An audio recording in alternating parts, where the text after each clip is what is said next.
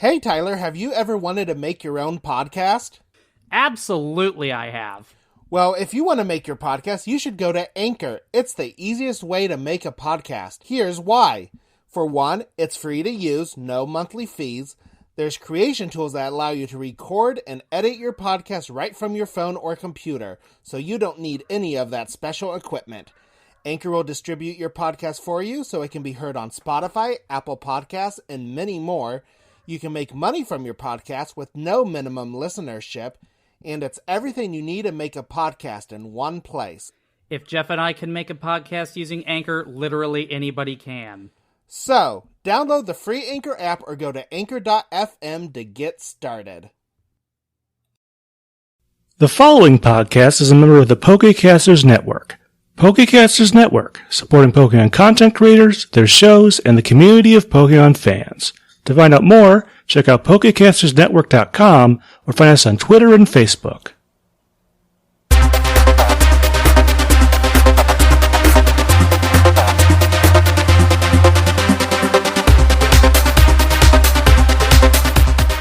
Hi everyone, and welcome to episode 18 of the Pokemon Snapshot. Hi Tyler, how are you doing today? Not super great, Jeff. I have to go to work tomorrow for the first time in a month. Yep, I know. If for those of you who are listening, I had to pull Tyler out of the fetal position. He just came on the Zoom call crying because that's all he could think about. I'm planning on getting no sleep. I'm like a night owl naturally, so I usually stay up till 2, 3 in the morning. I just instantly revert back to it, and I have to be up at 6 in the morning tomorrow. So, yeah, there's not going to be much sleep had by myself. Well, you have fun with that.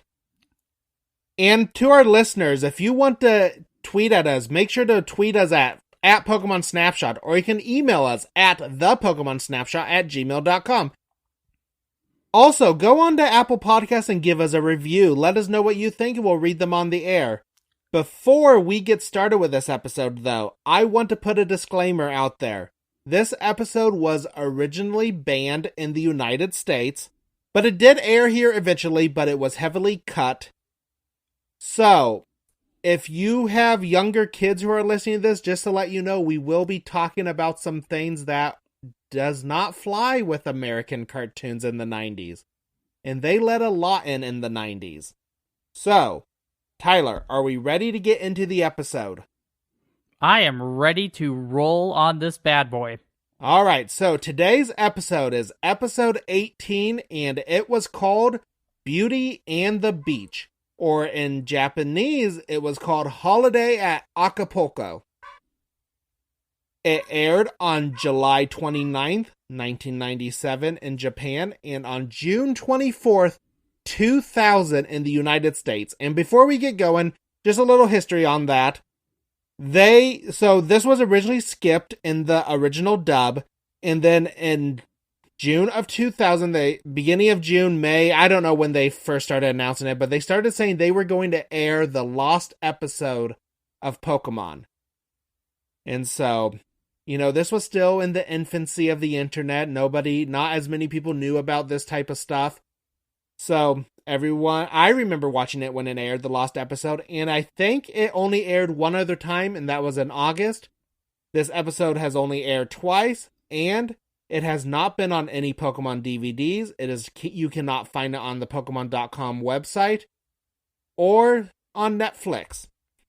Alright, Tyler, so after that, let's get into the episode. All right, so we're going to jump right in, and just to let you know, we're going to get to some pretty pervy stuff here real quick. I'm just telling you what I saw. I would put this at a rating of what, PG-13, Jeff? Yeah, PG-13. Yeah, this is a PG-13 episode just from the content, because, Jeff kind of mentioned it a little bit. The original episode was cut quite a bit. We actually watched the original version, and at certain points I'm going to mention that it switches to Japanese, because in the version that I watched, it re-added all the deleted scenes in, and it was all, in Japanese with English subtitles. So I'll be curious to see how accurate some of these subtitles are. We begin our episode with a reminder of how Ash and the group, plus Team Rocket, survived the island of giant Pokemon and how they have now arrived in the beautiful and tropical city of Porta Vista. We then cut to a moving panoramic shot of a beach full of bikini-clad women. They really focus on bikini-clad women in this episode, so be prepared for that. Ash's and Brock's clothes go flying into the air as they jump into the ocean for a swim. Ash says the water is cool, and Brock says, and the beach is hot. I'm not sure this whole episode will be full. I'm sure that this whole episode is going to be full of like subtle references to Brock not being able to handle the events of this episode. So be prepared for that. I'm pretty sure that that's what this one was, when Ash is like, water's cold, and he's like, the beach is hot, after the panoramic shot of all the bikini-clad women. Pikachu then floats by on a pool floaty, thoroughly enjoying himself. So, we started off, right off the bat with, some, I wouldn't call it risque, but it was showing a lot of skin. There was a lot of skin. For a children's cartoon. But I did have a few thoughts on as this episode was starting up. For one, did they call their parents and say that they were okay? Like, I assume before they got on the St. Anne, they called their parents and, checked at home, go, guess what? We got this cool trip to this cruise ship. I feel like they would have, told someone. You would think that, but I got the feeling from a scene that happens later in this episode that Ash is not keeping his mother privy to what he's doing and where he's going. Yeah, because it had to be national news that this boat sank, right? Right. So they would have heard about the capsizing and know that their children were on this boat, and they haven't heard from them. And, I guess by now it's been 2 days, maybe? Yeah, I feel like that would have been a point of something to come up. But like I said, I feel like later on in the episode, we get a pretty good picture that Ash is not informing them. I would not be surprised if his mother had no idea he was even on the boat. True. And my other thought on this was, you think after all this time in the water, they would have tried to avoid it for at least a little bit. You would think. I mean, I feel like I would be thoroughly traumatized after the events of the last couple of episodes, but apparently not. They're good with the ocean now. After the scene where Ash and Brock jump into the ocean and make their little comments, we then see Misty walking up to the edge of the water. The camera starts at her feet and works its way up, revealing her in a swimsuit, which is honestly a relatively safe-looking bikini type of swimsuit, but it's not like, there's not like cleavage hanging out or things like that. So it was pretty safe, which is why I think that they kept it in the episode when it aired in the United States. Which is good that it's safe because she's 10 years old. Yeah, that was a good call, Pokemon. She says, "Hey, I thought you guys were going to wait for me by the snack bar." Ash and Brock, however, do a slow gasp as they look at her in her swimwear for an uncomfortably long period of time. Brock is noticeably sweaty. Misty, perplexed by their awkward reaction, says, "What's wrong? Why are you looking at me like that?" as Ash and Brock both emerge from the water to speak with her. Ash responds by saying to her, "It's just weird to see you looking like a girl." Misty becomes a little embarrassed and then angry, and throws a pool floaty that looks like a giant master ball at Ash. It hits him and he goes flying into the water. And I just want to pause there and say that I feel like this whole scene was a really great introduction into just how awkward this whole episode is going to be, considering we are dealing with literal children. Lord help us all. We then cut scenes back to the ocean where we see an odd sort of small-looking submarine emerge from the water, and it looks like a Gyarados. So it kind of looks like a Gyarados. It's like a Gyarados head with like a little end on it. A stethoscope emerges from this thing and from the water, and then we see that it is Jessie from Team Rocket that is looking through the periscope. And just so you know, Tyler, it's called a periscope. Yes, I misspoke the first time, but I caught it the second time. Okay. A periscope. Yeah, stethoscope's what a doctor uses. Yes. Team Rocket does their little poem thing as they are pedaling the submarine along, and what sort of looks like an exercise bike with 3 seats. I can't be sure, though, because, as you know, I do not often go near exercise equipment. But it does look like a stationary bike that they are pedaling in order to power this submarine. Jessie then says, "Porta Vista is straight ahead, and it is positively packed with wealthy tourists." They state that their plan is to rob all of them of their stuff, and Meowth becomes excited about all the catnip and whatnot that he is going to buy once this is pulled off. However, their joy is short-lived as they see a large boat flying towards them with Ash, Brock, and Misty on the top deck. It appears that Ash is driving this boat, which does not seem like a super stellar idea, and Ash says, "Isn't this great, Misty?" This then begins a whole conversation that leads us to figuring out that they all thought the other had gotten the boat. Brock says he was just following Pikachu. So, Misty's like, "Oh, Brock, you must have known somebody to get this boat," and yada, yada, yada. And Brock's like, "What? I just saw Ash walking onto it." And then Ash immediately throws Pikachu under the bus. At this point, though, Pikachu just looks at them with a single sweat bead rolling down his head. And it is at this moment that we realize that Pikachu was just wandering onto this boat, and they have now stolen it. Ash gets nervous and says that he thinks they are in trouble. Yes, Ash, I would say that felony theft of a boat when you are a child is probably not the best thing to have on your record. Have fun in juvie. Not only did he steal the boat, he does not have a license to drive the boat. Also, what made Brock think that following Pikachu was the bright idea? He's just going to follow the animal onto the boat. It's his fault. I think they all kind of secretly knew that they were stealing the boat, but wanted to keep their conscience clean. That's what I'm going to go with here. Pikachu knew full well that they were stealing the boat. Also, I want to go back to something you said earlier about Meowth. You said he wanted to buy some catnip with all the money they were going to get. So not only are we working with, scantily clad women, Meowth just wants to use money to buy drugs. Of course he does. I could see that, though. I would be very surprised if Team Rocket wasn't on some sort of drug. Pikachu then, after this whole exchange, looks straight ahead and realizes that they are about to hit Team Rocket's submarine. Pikachu gets excited and yells, "Pikachu!" and then immediately they crash into the sub.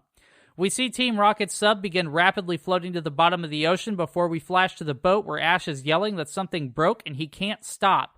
He crashes the boat into a dock. After crashing into the dock, Ash nervously says, the dock hit us," as an old man with a beard and fisherman hat comes running up yelling. He yells at them because they have stolen his boat and then crashed it into his dock. He says they are going to have to pay for this. Ash cowers behind Misty and explains that this is all a big mistake, but the man immediately changes his tune, stares at Misty, and says, "You remind me of my granddaughter." Misty explains that they are willing to work to pay for the damages. So this line was a little bit different in the Japanese version and a lot more creepy.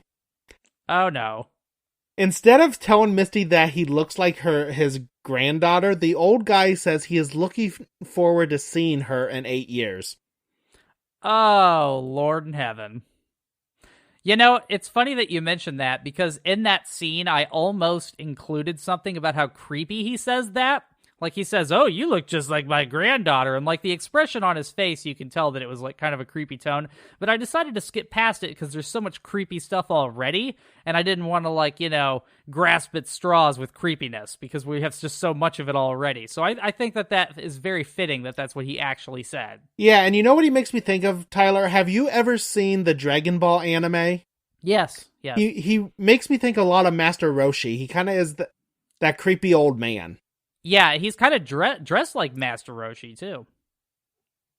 To a certain extent. We then change scenes to see that Team Rocket has survived their crash and they are crawling up the beach in pain. Meowth says, "I wanted to hit the beach, but not like this." Oh, Meowth and your puns.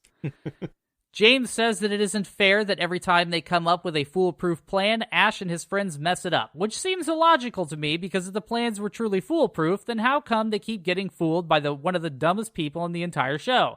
Many times Ash even accidentally messes up their plans. I guess Scooby-Doo was right. If it weren't for those meddling kids.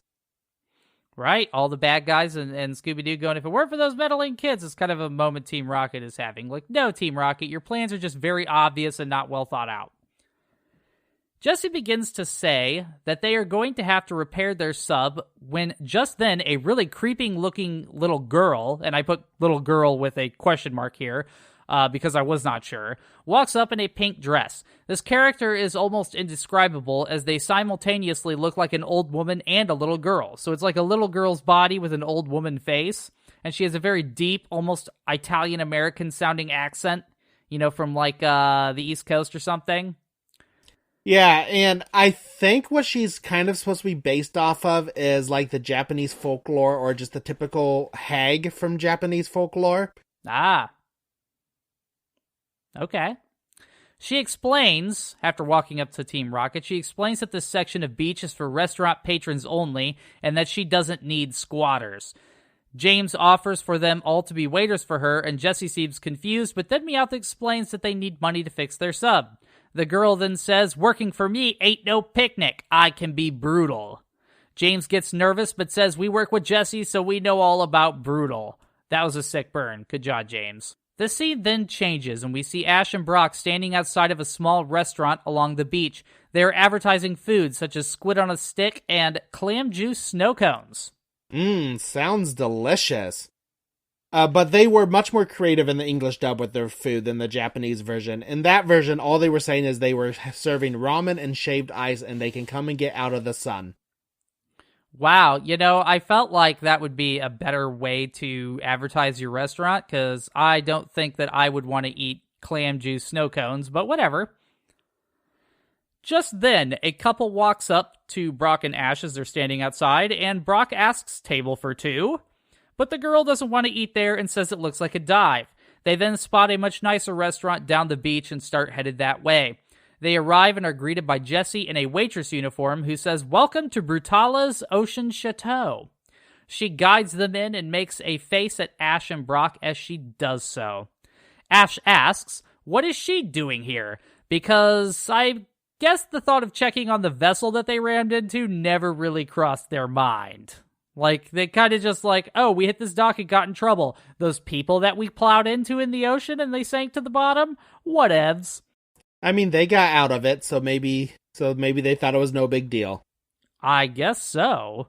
Brock, as his usual creepy self, says, Jessie looks pretty good in that uniform, too. So does this obviously mean he has something for Jessie and thinks she looks good in the Team Rocket uniform as well? I would say that yes, that is what that is implying. He must think that Jessie from Team Rocket is pretty good looking. Which, in all due fairness, she kind of is. Jessie then hollers out, "A top-quality restaurant attracts top-quality people." And then the camera pans up to show James on a deck serving drinks, and he says, "And a no-quality dive attracts the bottom feeders." Meowth says, "Yeah, you losers." This comment makes Ash and his party angry, and Ash says, "We'll show them we're not losers," as he grabs his Pokeballs and releases all of his Pokemon at once. All of his Pokemon except for Butterfree. Did you notice that? No, I didn't. Yeah, doesn't it make you feel sorry for Butterfree? Just a few episodes ago, he tried to trade Butterfree away, and when he was trying to remember all these fond memories of Butterfree, all he could remembering was the time he evolved. Right. So this Pokemon just doesn't get any better. In fairness, it is just a Butterfree. But yeah, I agree. Butterfree deserves better than Ash. I said that 3 episodes ago when it finally almost escaped and got traded away, but it didn't happen, and now Butterfree is continuing to be the oddball in the bunch.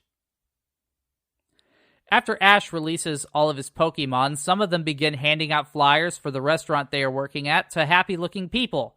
Pidgeotto also is seen using Gust to keep the charcoal on the grill hot, while Charmander uses his flame in the kitchen. We also see Bulbasaur and Misty waiting on customers. And I feel like this is a good way to get the food safety inspector called on you. Yes, it would. For one, birds are just naturally gross in my opinion, and Pidgeotto is flapping his wings all over the grill. Right. Bulbasaur and Charmander most likely have skills, and thinking of them touching my food is also gross, and also Pikachu is a literal rodent, and we're letting all these animals run all over the kitchen. Right, you can't have rodents in a restaurant. There was a place in Cedar Falls that learned that the hard way. What was that name of that Chinese place? I never ate there, but like the China buffet, Great Wall. Great Wall, yeah, it got shut down multiple times. Multiple times. It was like a rite of passage to get food poisoning from this place. I don't think it exists anymore. Which is why I don't feel bad calling it out, because it's already gone. The restaurant begins to get a lot of attention, and Ash sets up more tables. Ash then says, "It looks like everyone wants to eat at the only restaurant in Porta Vista with Pokemon," and then I made the comment that wouldn't this be an obvious violation of child labor laws and health codes? So I was a little ahead of y'all there on the health codes, but also child labor laws. Like, this guy's just taking these children and putting them to work in his restaurant. But whatever, that's the least bad thing that happens in this episode. I mean, they offered, like, they have to pay back his dock somehow. I guess, but it's still probably breaking child labor laws. I'm not a lawyer, but I don't think they wrecked my stuff, so I'm making them work for it would work. You know, if someone showed up. But then again, I guess he could just blackmail them and be like, yeah, they stole my boat, throw them in juvie, kind of thing. True. This upsets Team Rocket, seeing all of this success, and they explain that if people keep going to that restaurant, they won't make any money. Meowth says this calls for some old-fashioned sabotaging. Just then we see wind gusting on the beach and it blows away the flyers. We see that Meowth has set up a giant fan to accomplish this. He then begins pumping gasoline in the grill, and that causes all of the food to burn, which is honestly the least terrible thing that could have happened from him pumping gasoline onto a wood-burning grill. You really think that's the least terrible thing? I mean, they're lucky the whole place didn't explode by just pouring gasoline all over it. That's what I'm saying. It's the least terrible thing that could happen is just him burning the food. Oh, okay, yeah. So you're saying he's lucky. You're kind of like me. He's lucky he didn't get worse. Yes, it could have been so much worse. They could have blown up the entire restaurant and killed everybody inside. That would have ended the Pokemon series on a very somber note. I feel like we've had lots of these moments where they just, got out of death very quickly. There have been, almost every episode. But he doesn't stop there. He begins throwing banana peels into the restaurant, which causes Misty and Bulbasaur to trip and spill food all over customers. This makes the customers mad and they all begin to leave. With the restaurant now empty, we see Ash and Brock standing outside. Ash says, "What went wrong?" and Brock responds with, "Just about everything." We then see everyone sitting in the empty restaurant, and Ash looks at the old man and says, "Mo, I'm really sorry for the way we messed things up for you." Mo responds with telling them that they did the best they could, and things were going well until the accident started happening. Firstly, Mo, things went well until they stole and wrecked your boat and your dock. Secondly, Mo doesn't know this, but he's lucky he even still has a restaurant at this point. Generally speaking, wherever Ash goes, everything gets destroyed. Yeah, he was pretty quick to forgive here. I mean, that was a nice boat. It was it wasn't quite a yacht, but I'd be happy to have that boat. Yeah, I didn't even know, because I am not very, privy to boats and things living in Nebraska. I think I live 2,000 miles from the nearest ocean. But it's not a yacht, but like Jeff said, it's not a speedboat either. It was a large, fancy boat, though. It easily a couple 100,000. Yeah. Easily. It was a nice boat. Ash responds to Mo, basically forgiving them and saying that they tried their best by saying, "I guess so." And Misty gets mad and says, "Something's weird. There's no way those were all accidents." With the luck they've just had, I don't know why Misty would think something else is the issue. Like, there's no way those can be just accidents, but Misty, bad stuff follows you wherever you guys go. Exactly. Like, this is just another day for you all. Team Rocket and their new boss then walk in, and the new boss, the creepy lady from before, goes, "Well, well," and Mo says, "Brutala," and Ash says, "Team Rocket." Brutala says, "Looks like we don't need a reservation to get in here anymore. If things keep up like this, you might have to go out of business, Mo." Ash, always slow to the uptake, says, "What do you care?" And Brutala responds by saying that she doesn't care if the dump goes under or not, but that Mo better find a way to pay the money he owes her quickly. Mo says that he will have her money, and she says she wants it by tomorrow or she will be taking his boat, which joke's on her because that boat is done busted up. She gonna get a broken boat the next day. Mo says, "Please no, take anything you want, but not that boat." And Brutala cackles and walks out while Team Rocket taunts them and says that they will be back the next day for this boat. And after that is when we go into the Who's That Pokemon segment. Who's that Pokemon? Which I want to give a little fun fact here because in the Japanese version, so our Who's That Pokemon for this week is Pidgeotto, but Pidgeotto was not the selection for the Who's That Pokemon in Japanese. In fact, the thing they chose for Who's That Pokemon wasn't even a Pokemon. The Who's That Pokemon was Brutella. What? Yeah, I don't know. Like, that is... True story. It's Brutella, and I don't know. It's so weird because this is such a special episode because it's a lost episode, then it's even kind of even more special in Japan because their Who's That Pokemon is not a Pokemon. Okay. So what are you going to do your Who's That Pokemon on? Well, since there's not a lot of facts on Brutella, I'm doing it on Pidgeotto. Okay, all right. Since he was in the episode, and we haven't done one on Pidgeotto yet. So, as I just said, the Who's That Pokemon is Pidgeotto, who is called Pigeon in Japanese. His basic information, so he's number 17 in the Pokedex. He's a normal and flying type. He's 3 foot 7 inches tall and 66.1 pounds. He is known as the Bird Pokemon, and he evolves into Pidgeot at level 36. Alright, his name origin. Pidgeotto may be a combination of the corruption of pigeon and Diciotto, which is Italian for 18. The level Pidgey evolves into Pidgeotto. I feel like that's stretching it a bit. That is grasping at straws, but Yeah. we'll go with it. Yeah, I just go with what I'm told. Its name may also refer to Otto Lilienthal, a pioneer of unpowered heavier-than-air flight. I think we're grasping at straws here. Oh, yes, most definitely. They probably just are like, we need a name that sounds like a pigeon. We're going to go with this. Yeah, that's what I'm thinking. His Japanese name origin, Pigeon, is literally pigeon. How creative. Yes. What is he based off of? Despite its name, Pidgeotto's design appears to be less inspired by a pigeon and more by an osprey or other birds of prey. So, he's not even based off of a pigeon, so I feel like sad for Pidgeotto. He just is getting all this stuff that he's not very exciting. He was an afterthought. They designed all the cool Pokemon and were like, we need a lot more than this to fill this world up. We need a bird. A really lame bird that looks angry.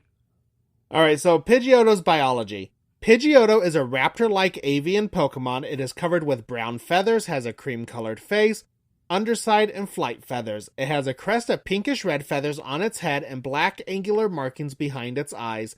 The plumage of its tail has alternating red and yellow feathers with ragged tips. Its beak and legs are pink, 2 of its toes point forward while 1 points backwards. Additionally, it has powerful sharp talons that it uses to grasp prey. Alright, some Pokédex entries from Pidgeotto. Red and Blue states, very protective of its sprawling territorial area. This Pokemon will fiercely peck at any intruder. Pokemon Silver Pokédex entry says, it immobilizes its prey using well-developed claws, then carries the prey more than 60 miles to its nest. And then Ruby and Sapphire Pokédex entry says, Pidgeotto claims a large area as its own territory. This Pokemon flies around patrolling its living space. If its territory is violated, it shows no mercy in thoroughly punishing the foe with its sharp claws. So do not go into a Pidgeotto's territory because you will literally get torn to shreds. Alright. And then, a little bit of trivia about Pidgeotto. His early English name was the same as its evolved form Pidgeot. It was originally going to be called Pidgeot, but then they added a third form and gave it the name Pidgeotto. And that's our Who's That Pokemon for this week. Who's That Pokemon? Excellent, excellent. So prior to the Who's That Pokemon, we see Brutella and Team Rocket harassing old Mo and telling him that they're going to take his busted boat. And they walk out. After they walk out, Mo begins explaining that he doesn't have the money and guesses he will be losing his boat. Misty exclaims how sad it is, and Mo goes on to explain that he had dreamed of taking that boat around the world before it was too late. Ash explains that he can't give up on his dream like that.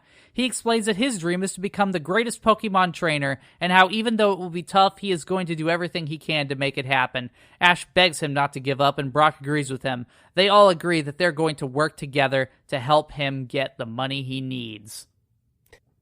Ash says becoming a Pokemon Master isn't easy, but maybe it's a lot harder due to how inept Ash is. That's definitely part of it, although it is challenging to become a Pokemon Master regularly. But yes, I agree. Ash has a very steep mountain to climb from how he's doing thus far. Mo agrees not to give up, but expresses doubt that they can raise the money they need in one day. They all begin thinking, and just then Professor Oak walks in wearing a Hawaiian shirt. So Professor Oak has showed up on the scene.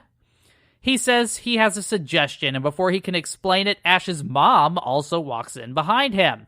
Ash gets surprised and says, "Mom, how come you two are here?" And Professor Oak tells Ash that they will explain that later.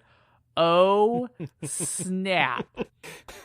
I think we all know why Professor Oak and Ash's mom are seemingly on a tropical vacation together, and I feel like we predicted this in, like, even the first episode of the podcast. We're like, yeah, Ash's mom and Professor Oak are definitely, they got a thing going on. It is a pretty common topic that is brought up in the Pokemon anime fandom. That, you know, Ash's mom and Professor Oak are a thing. I'm pretty sure they, like, went to this restaurant, like, crap, he's here! Oh, that's definitely what happened. They're probably like, oh, we heard the food was good, you know, before everything went bad, and then they walk there and they're like, God dang it. I thought for sure he was dead. Yeah, and also going off of that, kind of like you said earlier, Ash's mom does not seem to know that her son almost died at the bottom of the ocean. She just treats him like it's it's a Tuesday.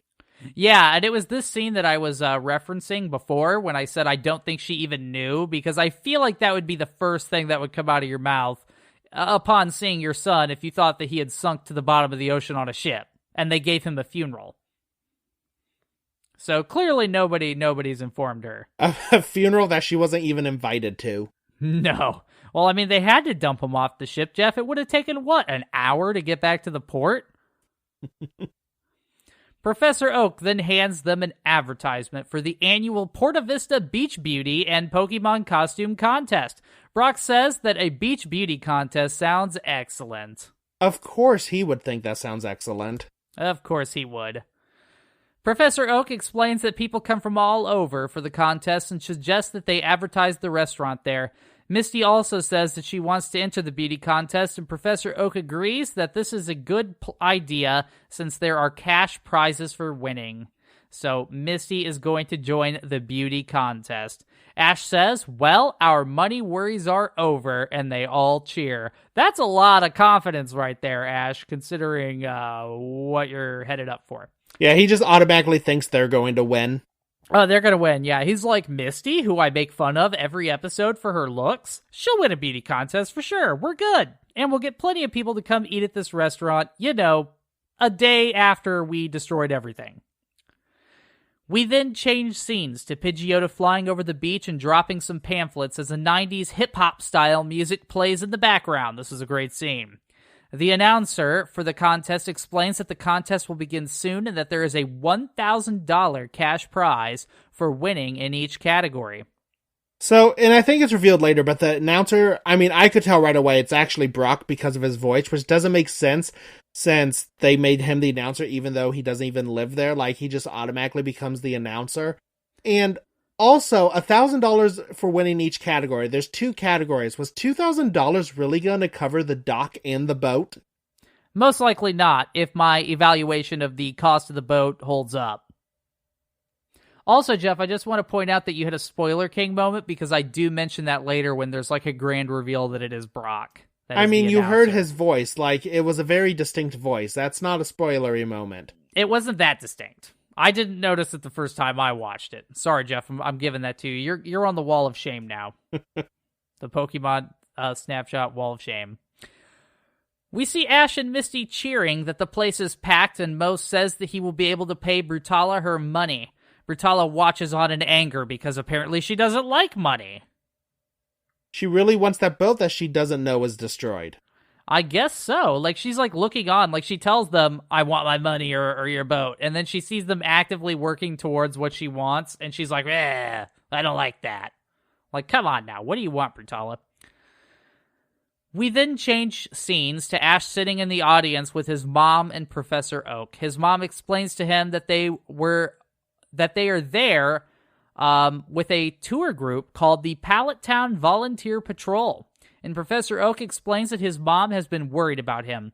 Ash's mom says that she hopes that Ash hasn't been eating a lot of junk food and getting into trouble, which prompts Ash to have a flashback to crashing the boat. He says, well, not a lot of trouble, in a somber tone. Really, Ash, the boat thing is the most recent thing that comes to your mind? That's like literally only the most recent bad thing that you've done.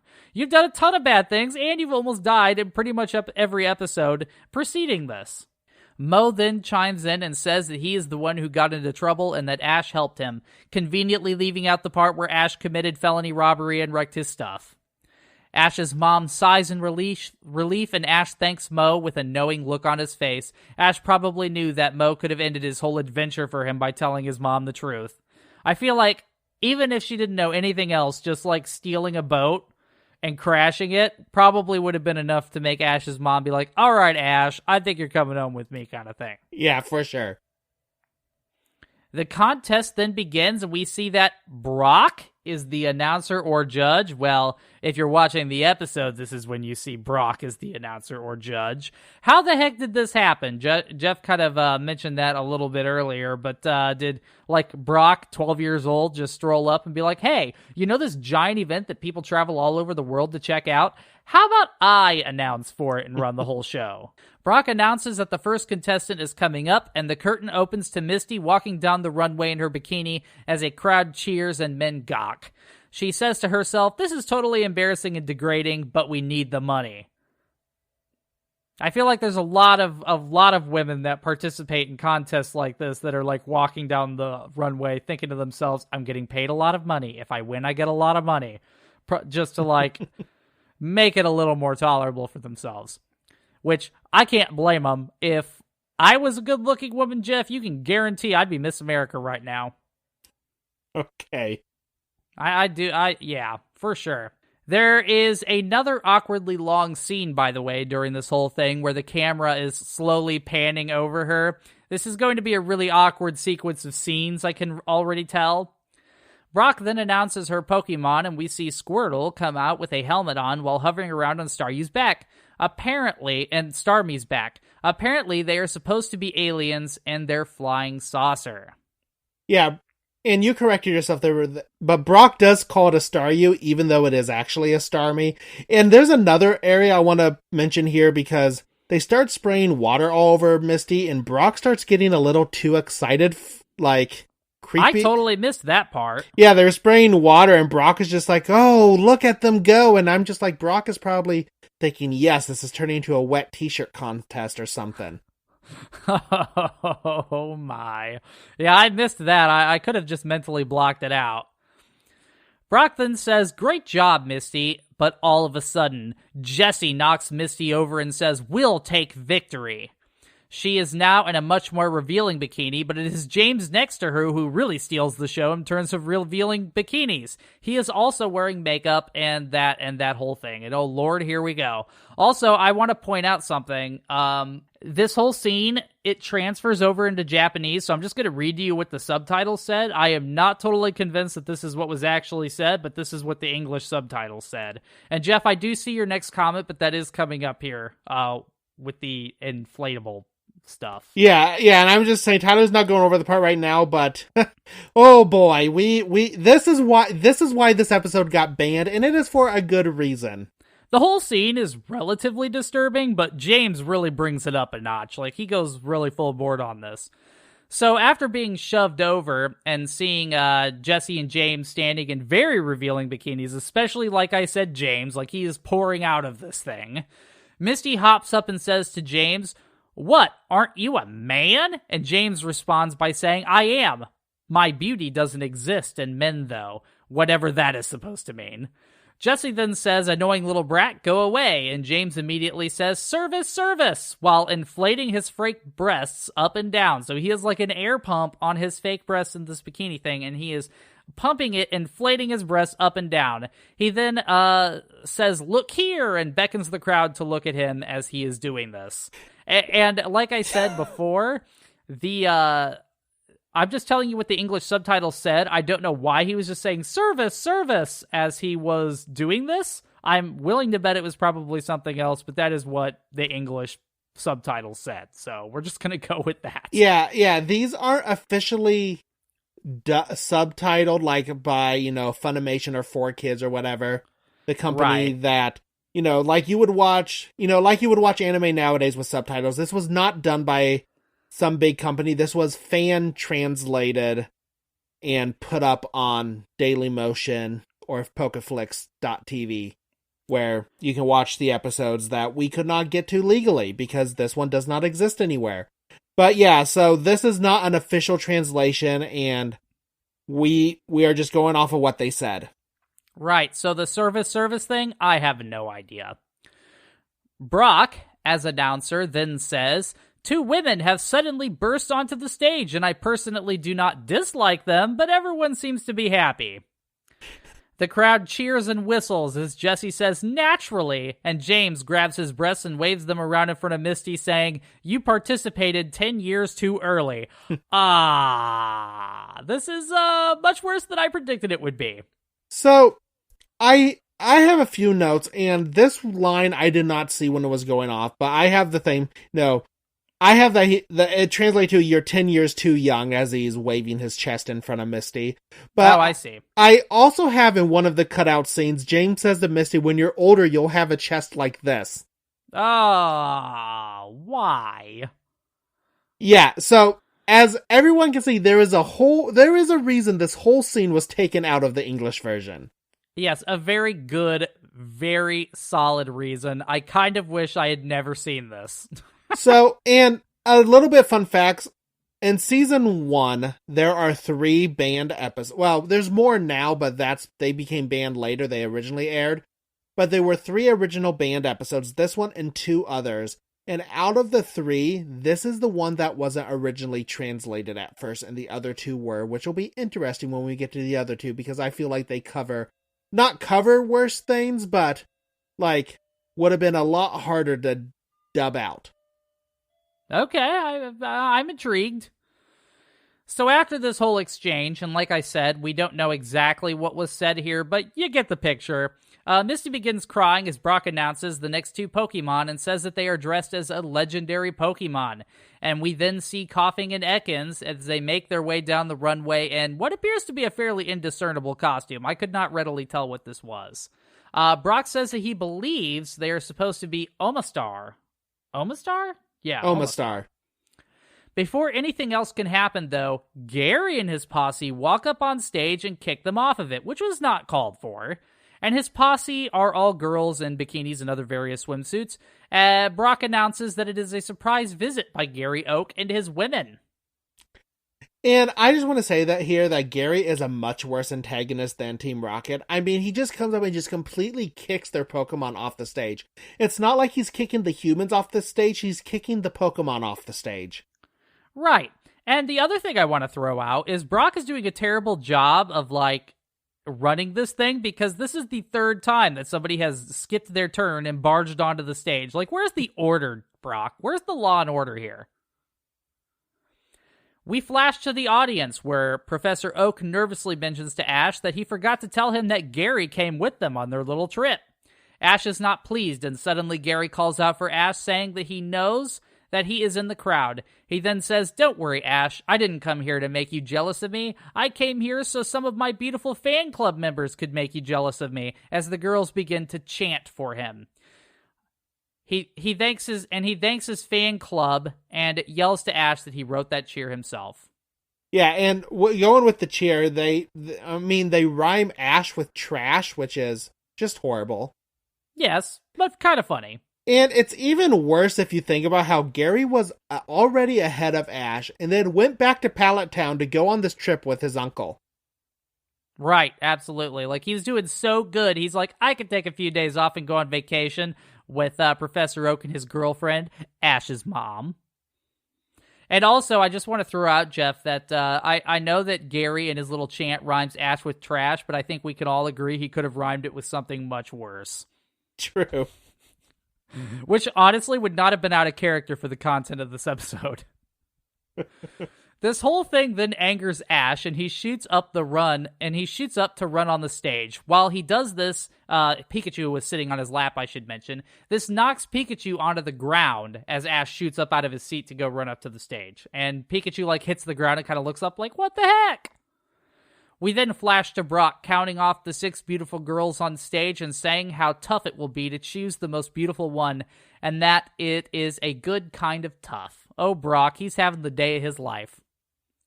Misty sighs backstage and says that with a build-up like that, the judges will never even give her a second look.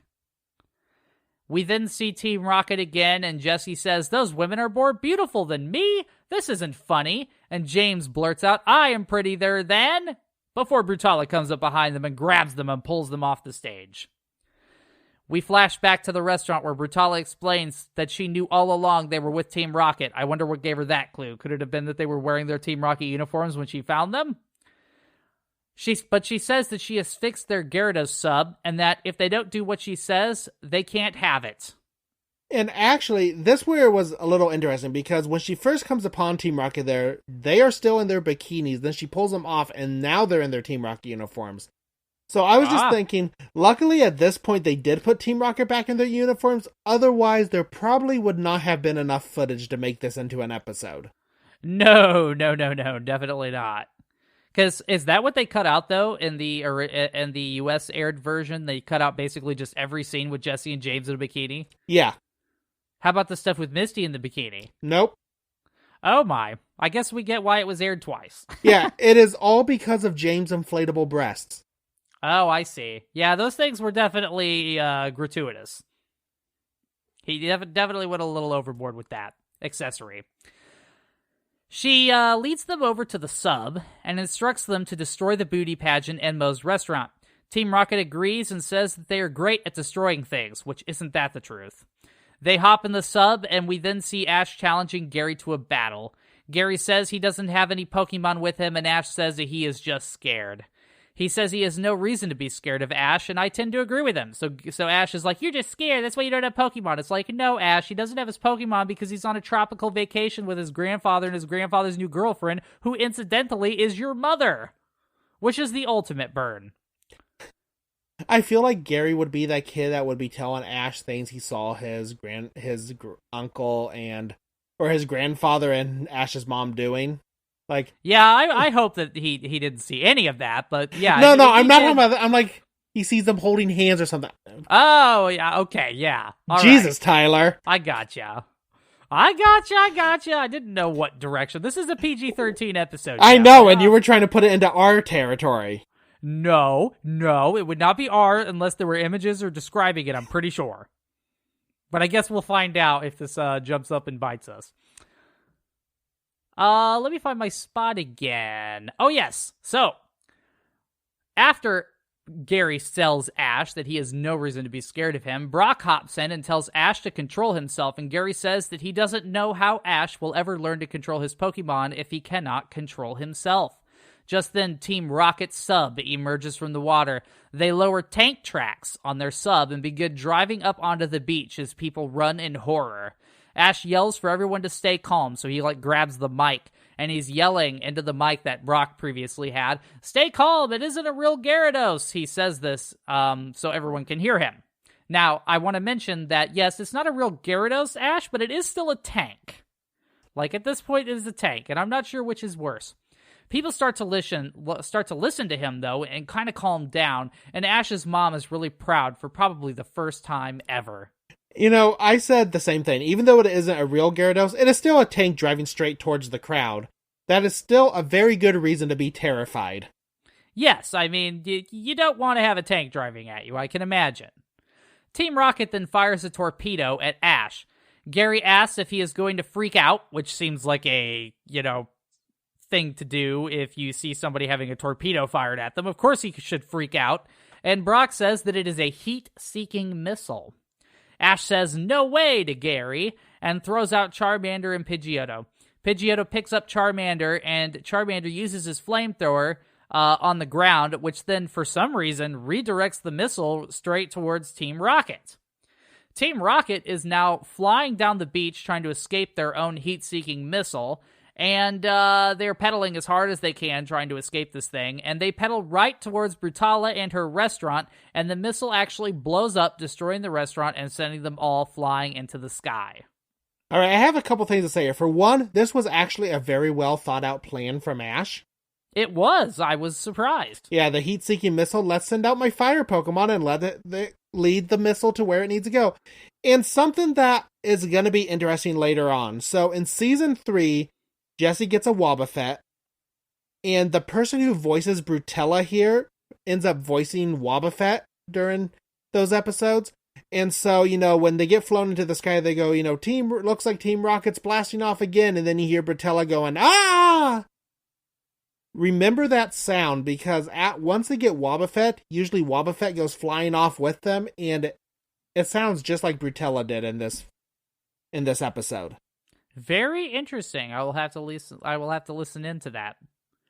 We then flash to Mo driving away on his boat. So after Team Rocket flies off into the sunset with Brutala, we see Mo getting onto his boat. Apparently it is now fixed, and they tell him good luck on his journey. Ash and his party tells Ash's mom that he has to go and says that he will make his mom proud of him. They walk off down the beach to some sweet 90s soap opera music. Professor Oak tells her that she should be really proud, and she says that she is. Also during this scene, she's holding a trophy, and I'm not sure who won it or why she has it, but whatever, she has a trophy. So in the Japanese version, it is implied that Ash's mom is holding onto the trophy for the winner, even though we're not told who the winner is, or even if there was more, because it was kind of just Ash or Misty, and then Team Rocket, and then chaos happened before anyone else could show up. But supposedly during the dub, and I didn't catch this, Ash is the winner since he saved the contest from Team Rocket and Brutella. Okay, that makes sense. Like, they're probably like, hey, thanks for saving all of our lives. Here's a trophy. I mean, the $2,000 would have been nice. Yeah, that probably would have been nice too, but maybe that was given and that's why the boat is now fixed. Oh, that makes sense. We're connecting some dots here. At this point, with the sweet 90s soap opera music still going, to be continued comes across the screen, wrapping up our incredibly disturbing episode. Yeah, this episode, it's interesting for Pokemon anime history. I guess that's a good way to put it. Yeah, we're gonna word it that way. So, and really, if it wasn't for it being a lost episode, nothing really happens. It's not that great of an episode. No, it's like middle of the pack, I would say, in terms of content. Yeah, it's not the worst episode ever. Nothing too crazy happens, but it's not horrid either. No, if someone sat down and said, hey, we're going to watch this episode, I wouldn't be like, whatever. I would just, be okay, we can watch this episode. It's not, I'd still watch it, but not one of my favorites. But if you want to tell us what you thought of the episode, you should tweet us at Pokemon Snapshot or email us at thepokemonsnapshot@gmail.com. And Tyler, I think that's it for this episode. Any more comments? Indeed. I think I pretty much threw everything into the episode itself. I don't want to say any more about any of those topics. I was trying to tread a very tight line here.